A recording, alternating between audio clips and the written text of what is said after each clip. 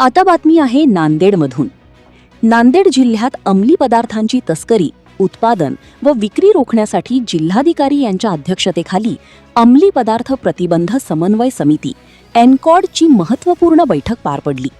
या बैठकीत विद्यार्थ्यांच्या सुरक्षेसाठी विविध ठोस उपाययोजनांवर चर्चा करण्यात आली आहे। कोचिंग क्लासेस परिसर ग्रीन झोन घोषित करण्याचा महत्त्वाचा प्रस्ताव यावेळी मांडण्यात आला।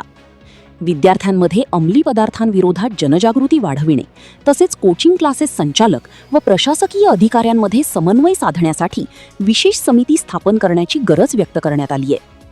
प्राध्यापक राज अटकोरे व प्राध्यापक कोणाळे यांनी याबाबत ठाम भूमिका मांडत विद्यार्थ्यांसाठी महिन्यातून एकदा समुपदेशन काउन्सिलिंग बैठका घेण्याचा प्रस्ताव ठेवला।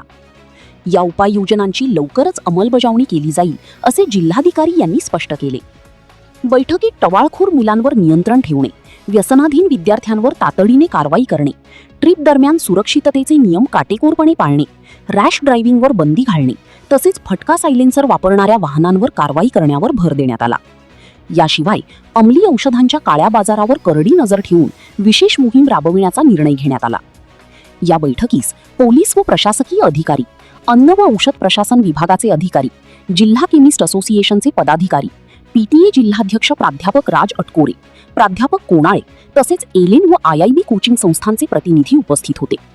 Bureau report, GK news Nanded. तुम्ही पाहत आहात महाराष्ट्राच्या कुशीतलं GK न्यूज मराठी, सात जनतेची, भूमी महाराष्ट्राची।